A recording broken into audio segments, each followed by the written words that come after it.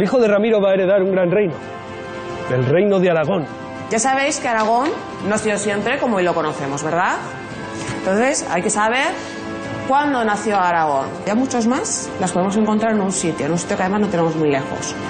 En un castillo que además ha salido en una película que todos conocemos. Bonito, ¿verdad? Es el Castillo de Loarre, uno de los castillos románicos mejor conservados de Europa. Tratará igual a su hijo primogénito como a su hijo bastardo. Calla, mujer. ¿Pero cómo hablas así del hijo del rey? ¿Qué sabrás tú si es bastardo o no? Ese rey del que hablas está empeñado en llenar sus fronteras de muros.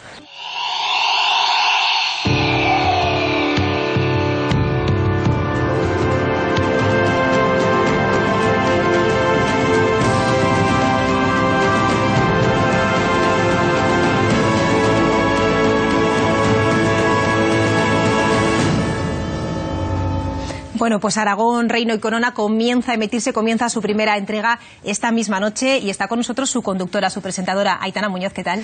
Muy bien, encantada de estar por aquí. Y te veíamos para empezar en el Castillo de Loarre. ¿Allí comienza una historia?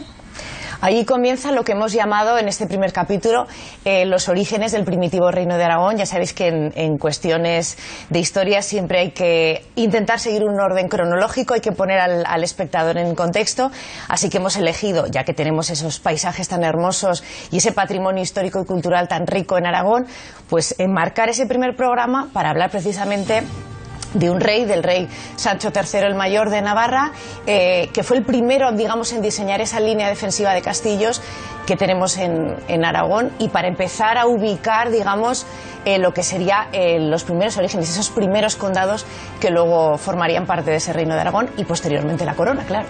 Lo iremos viendo. Tiempo hay. Hablamos de 10 siglos de historia que se van a envolver en 13 capítulos. ¿Cómo se hace eso? Y además de una forma, como estamos viendo, muy didáctica, amena, con recreaciones y, por supuesto, estando en cada uno de los lugares que nos van a contar la historia. Pues esto se ha hecho gracias al tesón y al esfuerzo de un gran equipo.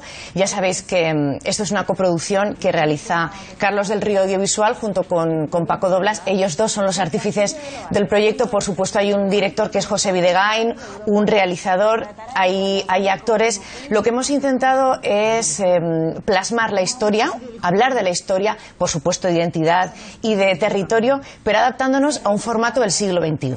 Porque somos conscientes de la franja horaria, son las 9:30, el espectador está acostumbrado pues a la inmediatez, a ese bombardeo de imágenes, entonces somos conscientes de lo arriesgado de este proyecto, ¿no? Incluso pionero, pero ¿no? Competitiva, ¿no? Televisivamente hablando. Así es, eso, entreteniendo, pero sin, por supuesto, perder el rigor. Y eso nos ha permitido pues darle voz a distintos personajes. Tú has mencionado, yo soy la presentadora guión conductora de este programa, pero hay, por supuesto, unos historiadores de la Universidad de Zaragoza y de otras instituciones. Hay también, por supuesto, estudiantes universitarios, y hay actores que son un poquito los que nos permiten viajar en el tiempo y viajar en la historia.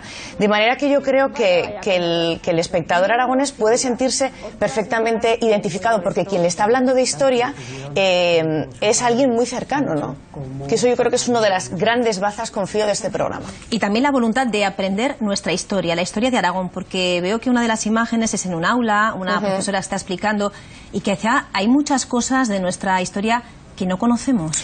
Yo creo que sí. No nos han enseñado, ¿verdad? Sí, y en eso estoy totalmente de acuerdo aquí. Yo creo que incluso puedo hablar como ciudadana, que el aragonés, la aragonesa, está acostumbrado, bueno, no sé si a estudiar la historia o a interesarse por ella, y si la conoce de una manera muy fragmentada. Entonces, uno de los propósitos también de este programa es viajar por la historia en orden, pero también contando con grandes temas, por ejemplo, pues los fueros, la importancia de los monasterios, la importancia de los castillos, y yo creo que esa manera, digamos, didáctica y entretenida va a calar mucho en el espectador y le va a hacer aprender, ¿no? Que es de lo que se trata. Y otra de las cosas, no me quiero olvidar, es el enfoque histórico. Estamos hablando de historia en los lugares donde sucedieron. Entonces, quien más o quien menos ha visitado el Castillo de Loarre, ha estado en el monasterio de San Juan de la Peña, ha paseado por las calles de Albarracín. Digamos que estamos llevando la historia a esos lugares que en el fondo nos pertenecen a todos, ¿no? Y que todos